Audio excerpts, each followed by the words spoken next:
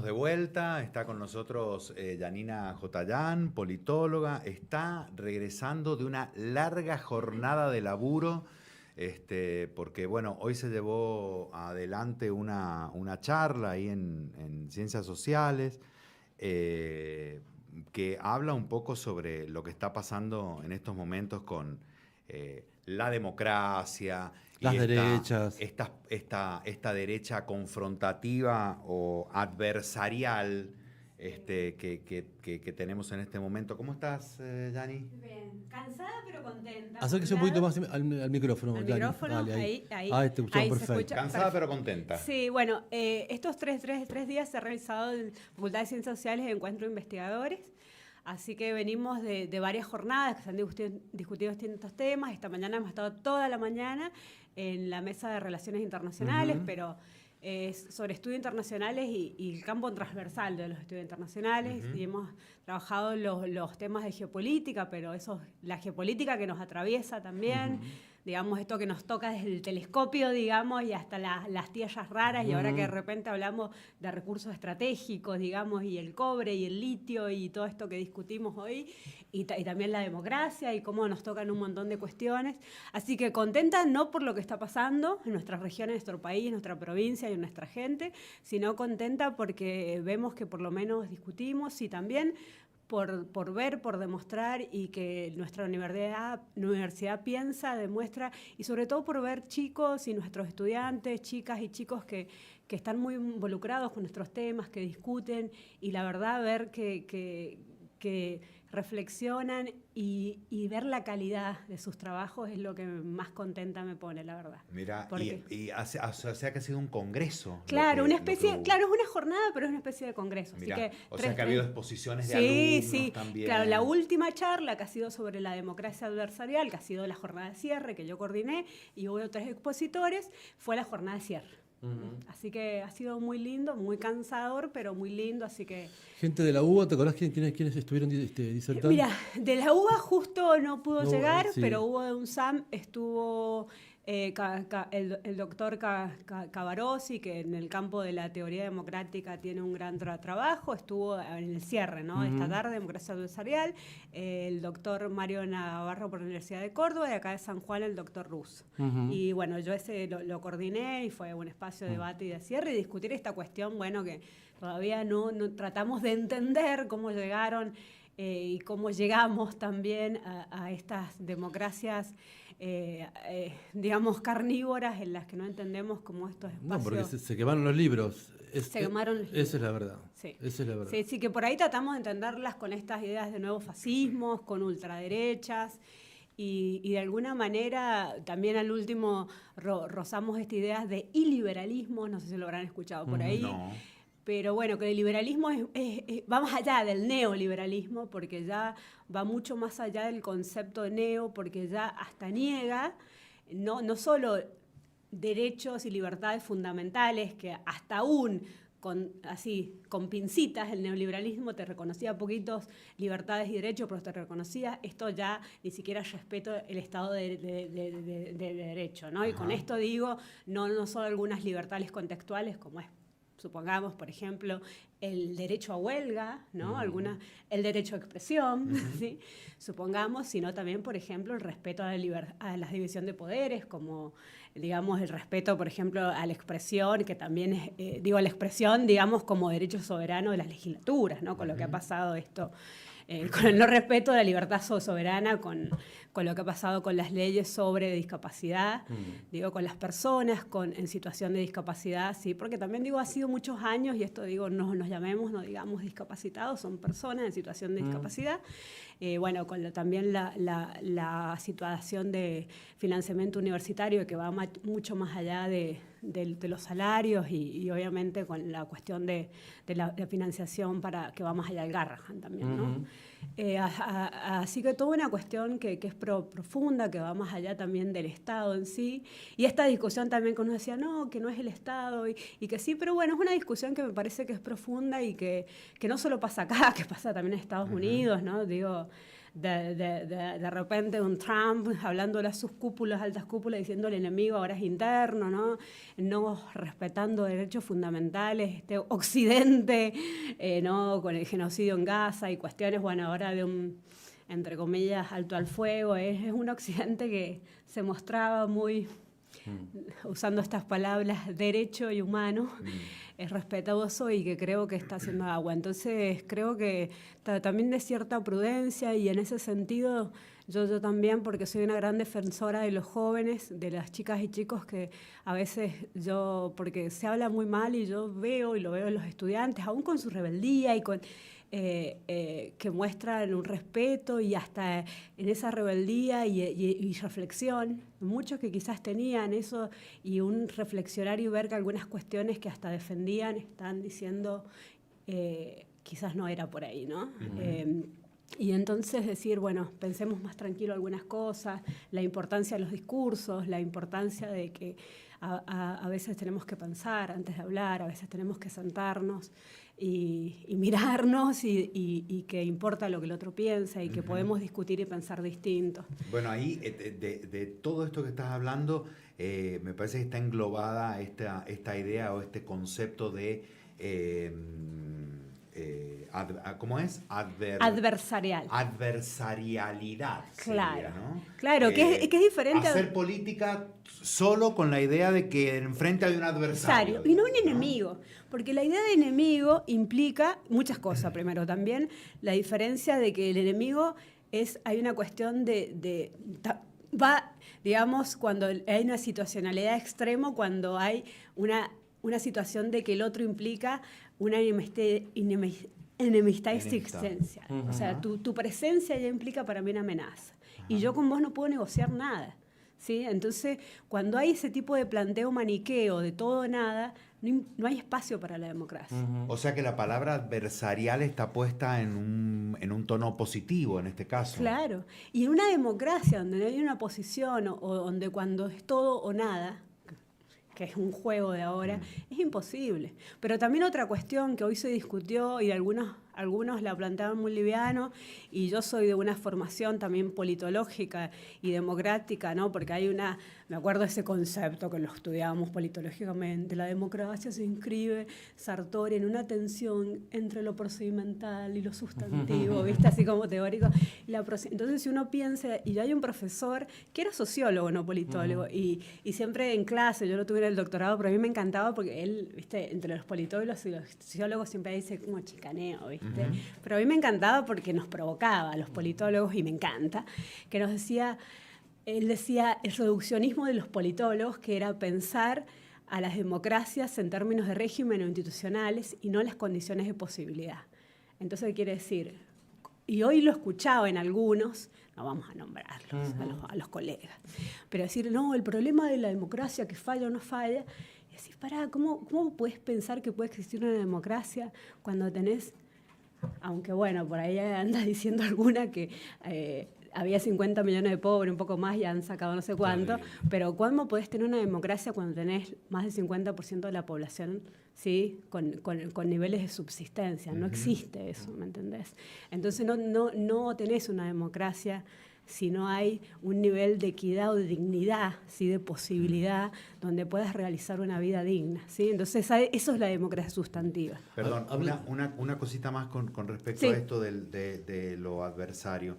Pensé que venía más por el lado de cómo las derechas también montan sus campañas. Viste que lo que está pasando en la Argentina es que ya ni siquiera pueden contar cuáles son las propuestas, porque son tan horribles y reciben cascotazos cuando salen a la calle que no las pueden contar. Lo único que pueden decir es: no queremos que vuelva el otro. No, estás en lo correcto también, porque hay como distintas dimensiones. Hay un juego también, ¿sí? Por ejemplo, hay un autor que se llama Stefanoni, que hace un tiempo, creo que es 2019-18, que ya decía, él decía, la derecha se volvió rebelde, la rebeldía se volvió derecha. Y tenía que ver eso. Y eso tampoco es novedoso.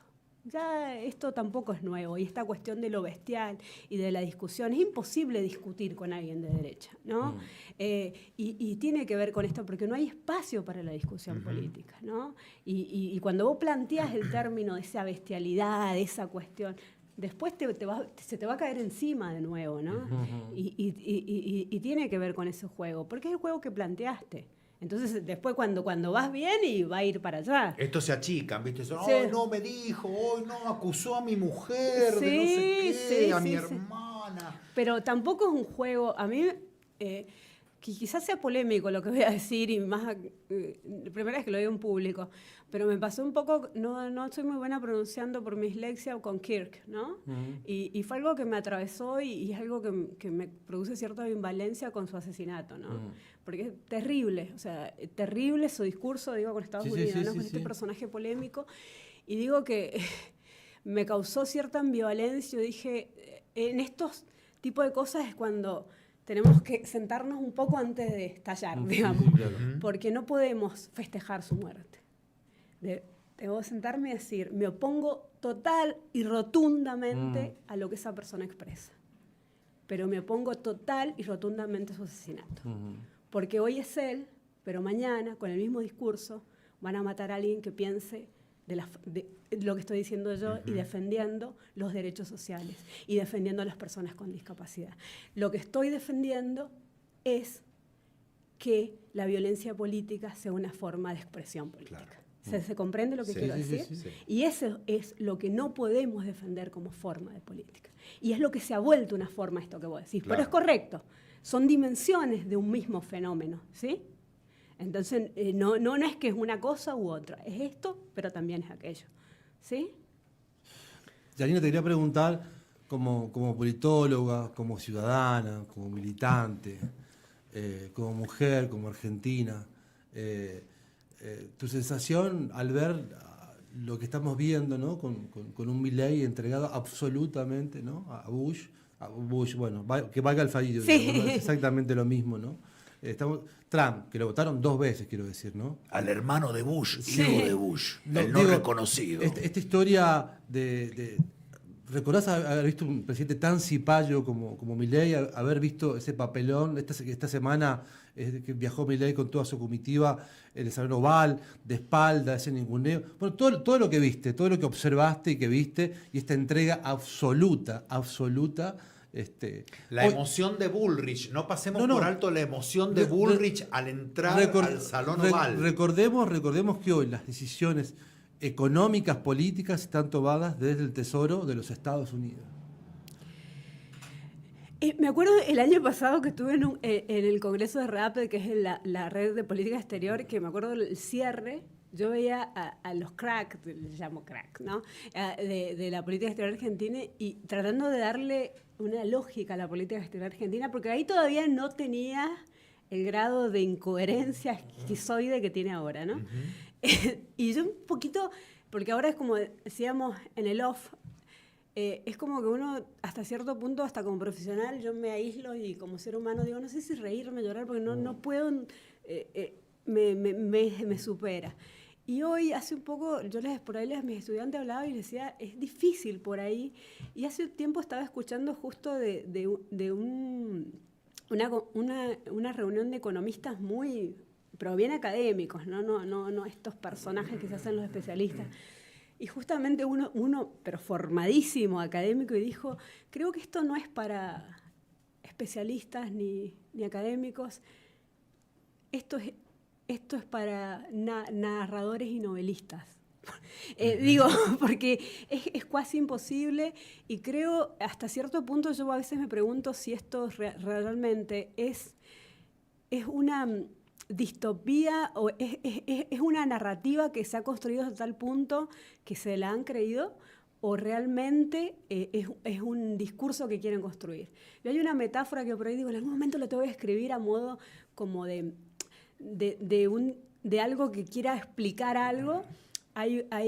Obviamente la tienen que haber visto, que tiene parte ficcionada como toda película, La Caída, o tiene otros nombres del momento de Hitler, y después hay otra que es, creo que se llama Las horas de sí, algo así de Churchill, cuando tiene que decir en los momentos del...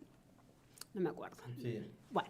Una película bastante nueva, Sí, que ganó un par de Oscars. Que es cuando tiene que, en el momento ahí que él tiene que Sí. tomar la gran decisión, que hay una parte ficcionada, esa sí es ficción porque no es histórico, que él no sabe qué decisión tomar en medio de la... Entonces baja al subte y que empieza a preguntarles, eso no es, hasta donde entiendo, no es un hecho histórico, Ajá. pero él baja al subsuelo, preguntarle a la al gente subte, qué hace. Entonces como que el momento que trata, pero tiene algo así como que él trata de tomar del pueblo que decidir. Entonces yo digo, qué gran metáfora esos dos momentos, sacando lo histórico, pero a mí me encanta, y yo siempre digo, voy a escribir sobre eso, y nunca lo termino escribiendo, pero me encanta porque en los procesos históricos, yo que en algún momento trabajé en comunicación política, siento que en algunos funcionarios, en esos momentos de la crisis política, yo he notado, y esto obviamente es especulación, no esto, ya sáquenme la profesional, es como opinión, se cae en eso, ¿no? Se cae en el búnker o en Churchill y caer. Entonces se cae en esa locura de creerse el propio relato, ¿sí? Y creo que siento, y esto, insisto, esto sáquenme la académica, ¿no? Estamos así delirando y charlando juntos. Yo creo que a veces se cae en ese propio relato, ¿no? Más allá de los intereses, ¿sí? De los intereses que hay por detrás también, hay una cuestión financiera, hay una cuestión... Y a veces siento que hay un poco de eso, ¿no? Después, más allá del fibrón y la cosa, y una cuestión esquizoide que me cuesta comprender. Tampoco tengo los datos y los hechos que me permitirían ir dando una opinión, sí, decir, porque eso sí, hay un dato que me permitiría a mí dar una opinión. Porque también desde el punto de vista ahora sí más profesional uno podría decir, bueno, de una negociación internacional que hay y que da. Por ejemplo, Tocatlián es un gran internacionalista, que, bueno, gran porque a mí me gusta, no, pero es un internacionalista importante en nuestro país que dice, estamos en un momento internacional donde Estados Unidos da solo palos, ¿sí? Y pocas zanahorias, ¿sí? Hay grandes intereses, algunos dirán, bueno, sí, la cuestión geopolítica, pero hay como un acuerdo que viene más por los recursos que estratégicos. El concepto estratégico tiene que ver con algún recurso que es específico e importante y en algunas estructuras o alguna cuestión que tiene que ver con, por ejemplo, para la producción de CO2, etcétera, etcétera, como puede ser litio, pero el litio lo puede conseguir en otros lados, tierras raras, etcétera. Aunque también la cuestión vinculada digamos, a la parte de la Patagonia, con la proyección a Antártida, es importante también. Pero, a ver, a ellos les conviene, pero ¿qué nos suma a nosotros también, no? Y ahí también la cuestión financiera es decir, bueno, la proyección de poder, porque ¿qué gana? Mantenerse, ¿hasta cuándo? Pero ahí yo siento, por eso digo, no hay un dato acá que me permita decir, ahí por eso es más una especulación, pero hay una cuestión media así de compulsión por el poder, que es media... así más para una novela, diría en este momento. Y creo que eso que estaban escuchándolos hace rato, que hoy hablábamos así en un almuerzo con colegas, nos encontramos ahí charlando un poco. Eso de que viene de otro planeta, de que viene de No, Merma. y también que yo les decía, ustedes se han dado cuenta, busquen que hay más predicciones de tarotistas y que consultores, digamos, consultores. Total. Es muy paradójico este momento y gran parte, digamos, con la distancia histórica, digamos, con un tiempo histórico nos va a tomar varios tiempo tratar de comprendernos. Pero como nos ha tocado comprender otros tiempos también, donde nuestra historia también ha sido, porque parece como que si no hubieran pasado cosas muy complejas, y yo quiero creer también... Hay un libro que es un realista bastante duro, internacionalista, y que él preguntaba, bueno, pero si el hombre es malo por naturaleza, ¿cómo la misma humanidad que fue capaz del genocidio hizo cosas maravillosas como tal cosa? Entonces yo me agarro un poco de eso para tener un poco de esperanza, ¿no? Y creo que los seres humanos somos capaces de cosas terribles, pero también somos capaces de cosas maravillosas. Aunque en este momento estamos atravesando, yo creo que una crisis civilizatoria y lamentablemente en manos de gente perversa, porque yo creo que hay perversidad.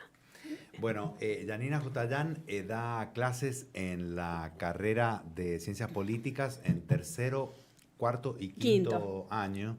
Y quería preguntarte un poquito sobre eso, sobre cómo se da la discusión política ahí entre los alumnos, las alumnas.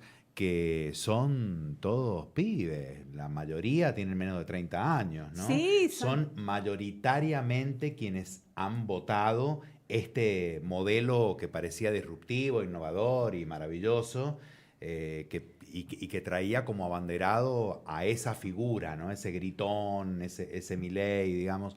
¿Qué está pasando ahí? ¿Qué están pensando las juventudes? La juventud. Y no, sobre todo las juventudes de ciencias sí. políticas, ¿viste? Porque es una carrera Sí. donde se discute. Por ejemplo, yo te digo en las materias que yo doy. Yo estoy política internacional en tercero, economía política internacional en cuarto y geopolítica y relación internacional en quinto, ¿no? Por ahí hay algunas materias. Y pensamiento político internacional también en quinto. O sea, materias. Y yo creo que tenés frente a lo que las personas por ahí mucho creen o ahí tienen un prejuicio. Primero, los y las jóvenes tienen un criterio bastante formado, son mucho más reflexivos y hay como bastante colores y variopintos, son muy reflexivos. Hoy justo, por ejemplo, venía de clase porque tuvimos de todo, tuvimos jornada a la mañana, charla, debate y al final Dani, una amiga, terminó de dar su clase, pero como la teníamos que esperar un rato que terminara con otra amiga, nos quedamos en su clase también, ¿viste? Porque eso entonces armó debate con su clase y es lindo, ¿viste? Porque se empezó a hablar en la clase y entonces empezamos, por ejemplo, a decir, bueno, diferenciemos qué es un dato y una opinión. Entonces, porque también esta cuestión de a veces se confunden con una fake news, porque ahora entonces empezamos a debatir y a buscar el dato u opiniones que parten de datos falsos. Eso, claro. Eso es terrible. Sí. Eso es un fenómeno de este momento, sí. ¿no? Y el permitir enojarte, también yo creo que enojate, porque a veces también cuando a mí me pasa, yo veo un dato que me molesta y me enojo con el dato. Yo también soy un ser humano. Entonces, también el permitir expresarnos y enojarnos y debatir, pero debatir, que es distinto a pelear.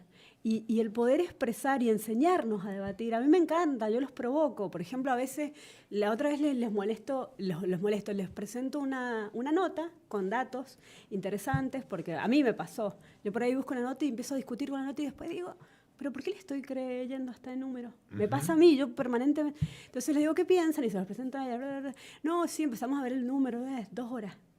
Entonces después les digo, ¿y por qué le creen? Si ustedes son profesionales. Claro. Chequen el dato. Pero en realidad, yo primero caí también. Entonces, y por ahí, o ellos a mí, que me corrigen. Entonces, ese juego. Y me ha pasado tener... en tercero, por ejemplo, mis estudiantes fueron los que armaron la lista libertaria.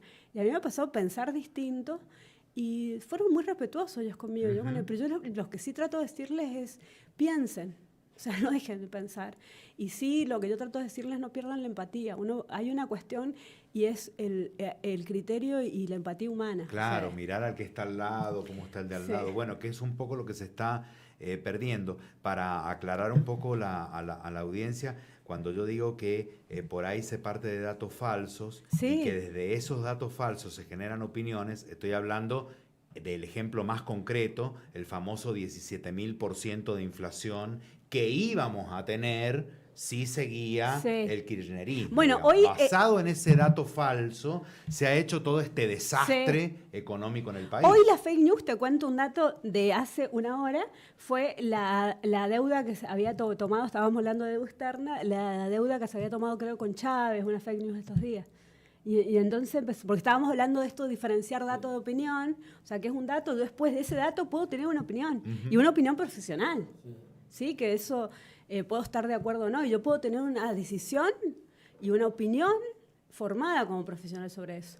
Y entonces era decir, bueno, esto no es un dato, esto es falso, y hay fuentes para demostrar que eso, ¿sí? Y es hace, no sé qué hora es, hace una hora que hemos estado... ese es el tema, claro. ¿Entendés? Y cuesta, porque es muy fuerte la construcción de las fake news. Sí. Que en mi época, cuando yo fui estudiante, eso no existía.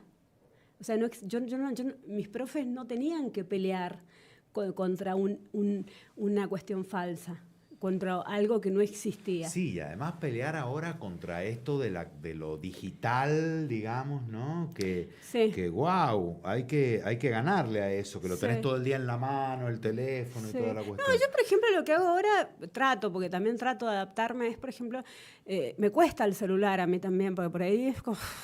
Pero yo por ahí digo, bueno, no me peleo. Entonces estamos así, bueno, busquen a ver qué significa tal cosa, y pregunten en el chat, a ver, y Claro. ya está, seamos amigos, a ver qué nos dice y lo corrijamos, porque por ahí te tira cada fruta también. Claro. Entonces Está es parte pensado para eso también, ¿no? el sesgo que tiene. Entonces tratemos de, porque es parte de, nos guste o no, tampoco vamos a decir, oh, porque tiene un sesgo fuerte. Por ejemplo, hay autores, yo doy y trato de incorporar autores latinoamericanos, hay autores que no toman. Yo que soy muy latinoamericanista, autores que no toman, por ejemplo, sesgos de género, vos le pedís, por ejemplo, tal cosa y no agrega mujeres, y entonces, qué sé yo por ahí discuto con el chat, le pido cosas para divertirme, qué sé yo. Viste cuando empieza a dar vueltas sobre lo mismo, cuando Por ahí. empezás a pedir, hay cosas que no te las quiere mostrar. Es como Claro, sí, rap, entonces, jodido. bueno, sí. Che, bueno, estaba pensando en la cuestión de los datos. Se va a develar qué dice el pueblo a pesar de los datos de las encuestas también. Sí, es que bueno. Falta muy poquito, elecciones el domingo, ¿no? Oh, está eso que va a pasar. Es que las encuestas, bueno, yo hace mucho que dejé esa vida de cuando mi primer trabajo como estudiante, en esa época fue cuando trabajé en una consultora, en ese mundo, y yo creo siempre trabajaba con una amiga y yo le decía, lo que pasa es que hay que pelar la historia también, y digo, hay cosas que hay que entender en cuestiones que hay que estudiar y entender qué te está diciendo la ciudadanía desde otros lados, y también se hace tanta encuesta también que las expresiones y la emocionalidad y los cambios son tan fuertes que hoy un cambio te hace que la opinión también se construya de otra manera. Entonces los cambios son muy... A mí me pasa por ahí, hay días, este cuatrimestre doy 3 materias distintas, entonces por ahí hay días que estoy preparando una materia y que no vi, y la otra vez le estaba dando clase una materia y me dice, no, profe, hoy, porque le estaba haciendo, por ejemplo, los swap, y les decía, bueno, chicos, en realidad los que se hacen los especialistas en swap no están así, porque hay cuestiones que son como privadas dentro y no se sabe muy bien cuáles son. No, si se dijo que en realidad era tal cosa, ¿eh? Y habían sido 3 horas que no había mirado tele, ¿me entienden? Entonces son los cambios muy, o sea, pestañaste y pasó de todo. Me parece que es parte de la estrategia también, sí, ¿no? Tirar mucho dato, mucha fake news, mucha porquería para confundir y que no se sepa, que uno no sepa dónde carajo está parado ni cuánto vale el kilo de hígado de pollo. Claro, otra vez escuché un humorista, no me acuerdo, porque yo con mi dislexia siempre doy vuelta a todo, que dice, en Argentina, en otros lugares... uno se despierta, en Argentina te despierta a vos. ¿Por qué te despertás? El viejo país, como sí, que está todo el tiempo. Bueno, Naomi Klein, que hablaba de la teoría del shock, y justamente era eso, que tiene que ver con cómo digamos, justamente, y es una forma justamente de digamos, de sacudir un país, básicamente, de una forma muy coloquial.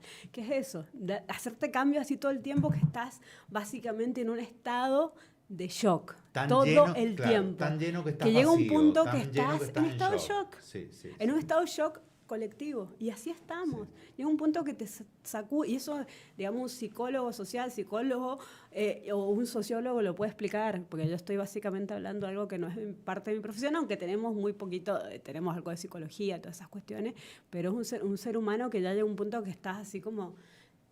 o sea, los argentinos estamos en una situación, por eso la cantidad de suicidios, las personas con depresión, las personas con crisis de pánico, o sea, no es un síntoma social todo eso que está. Sí, a mí a su vez me gusta pensar que las próximas elecciones van a acomodar algunas cosas y si Milei no está viendo la realidad porque lee el diario de Irigoyen, se va a encontrar con un gran golpazo de la realidad, que se lo está encontrando a cascotazos en la calle, bueno, pero que no termina de aceptarlo. ¿En qué subsuelo está? Por eso te digo de la metáfora esta que de las películas, digamos, de las películas con sus hechos históricos. Porque esa metáfora, más allá de lo ficcionado de Churchill, pero hubo esa mirada histórica, digo, irracional, que hay un poco de eso en ciertos, digamos, liderazgos históricos, porque hay un momento de los seres humanos que todos somos seres... Yo siempre hubo algo que digamos, porque a mí me gusta mucho la teoría política, es una de las materias que también doy, que siempre me lo olvido, pero fue la primera, que es eso que siempre el sujeto, digamos, del positivismo, la ilustración racional. Pero digo, los seres humanos somos tenemos la emocionalidad y esa parte tan irracional como la racional. Y gran parte de las decisiones, si no miremos, no voy a decir, porque a ver si mañana me agarran los trolls, pero gran parte de las decisiones humanas, es más, la mayoría de las partes importantes de las decisiones de los seres humanos son irracionales. O sea, tener un hijo, casarte, o sea, si vos pensaras, yo no me he casado ni nada de eso, pero si pensaras realmente, racionalmente, no harías Lo que te nada. espera, claro. Si pensás lo que te espera, no haces nada. Claro, si Sí. realmente fuéramos racionales, no saldríamos de la casa. O sea, entonces, y eso se lo escuché una vez a un psicólogo explicado muy bien, y yo dije que es cierto. Claro. O sea, entonces, somos sujetos irracionales también. Entonces, esa cuestión de, seríamos, porque es parte del positivismo, esa idea mecanicista media que había en ese momento. Entonces yo digo, bueno, a mí me gusta mucho también eso, y gran parte hay una parte, ¿no?, de la sociología y todo eso que mira más lo irracional, y gran parte de la comunicación y toda esa cosa que usan mucho todo esto. Muy bien, todos esos comunicólogos y que han sabido muy bien Que rodean a manipular, Milei. Sí. trabajan con eso, Sí. trabajan Sí, muy sí. bien esa subjetividad. Trabajan muy bien esa subjetividad, juegan con eso. Total. Y la ignoramos nosotros. Sí. Bueno, mi coconductor está... Está callado, ¿Llamo no al sé. 911? ¿Quiere que No, llame al no. 911? Es que está con un dolor, con Me tomo, una neuralgia. me tomo un mío relajante que me está haciendo efecto en este momento. No, nada, es un placer escuchar. Traemos el pulmotor si quieren, No, no. desfibrilador. Es un placer escuchar a Yanina siempre. Sí, hoy estuve más como Yanina que como politóloga, te digo, Sí. pero creo que estuve muy politóloga en todo el día, entonces ya está, me relajé, me parece. Nada, por ayudarnos a pensar, y la verdad es una situación tan compleja, tan dura, que bueno, que en definitiva creo que lo peor está por Sí. venir. Creo que la ola ya se armó, el tsunami ya pasó y la ola está a punto de caer el 27. Imagínate. Y es muy triste. Está el Tesoro de los Estados Unidos tratando de... No pueden controlar el dólar. Estamos hablando del país que inventó el dólar, que tiene la maquinita de hacer dólares. Se quiere matar en estos momentos el referente de Estados Unidos, del Tesoro, diciendo, ¿dónde nos metimos? Llevan 2 días, el dólar que se está disparando, no sé cuántos millones de dólares han vendido para poder sostenerlo. Y esto es insostenible. Pero es hasta el 27. sí. Hasta el 27. Ya Pero a dijo- ustedes ya Trump les ha dijo pasado fue. que como que octubre tiene 800 días. Claro, o sea, no- sí. Me hace acordar esto que decís respecto de lo peor está por venir en la película La Historia Oficial. No sé Sí. si la vieron, famosa película, ganadora del Oscar. Hay un intríngulo ahí, se está yendo a la mierda la empresa, debiéndole un montón de plata a la gente. Ya hay una reunión de garcas ahí. Y hay una piba que es la pareja de uno de los garcas, que es bastante hueca, ¿viste? Entonces le comenta a uno de los responsables estamos hablando de la salida de la dictadura militar, ¿no? Los desaparecidos, el reclamo de a dónde están los 30.000 y todo lo que empezó a gestarse ahí en esa incipiente democracia. Creo que el personaje lo hace Andrea Tenuta. Y dice ella, hace ya un año que se terminó la guerra, y el garca la mira y le dice, no, chiquita, no fue una guerra, fue la batalla. Y la mina agarra y dice, no me digas que la piensan seguir, ¿no?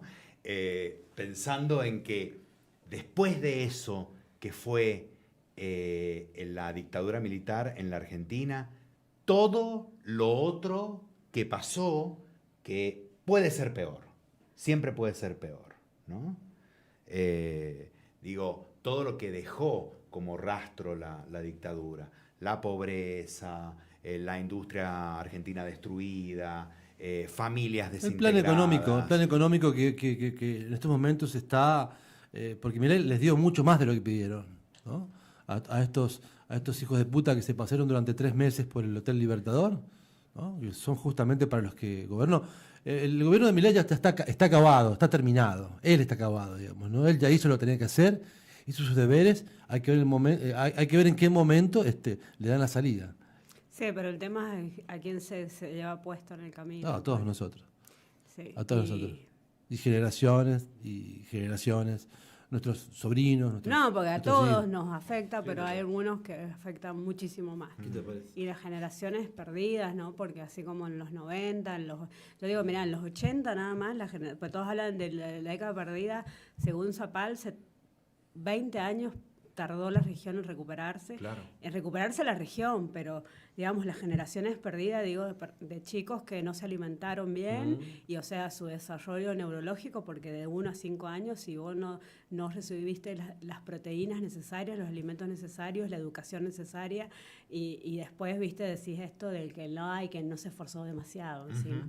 Y después todas esas cuestiones que son la pobreza estructural y la pobreza generacional y encima después escuchás todo este discurso de odio y esa perversidad y este odio que yo la verdad, pero yo te soy sincera, yo me acuerdo que estaba en clases cuando fue el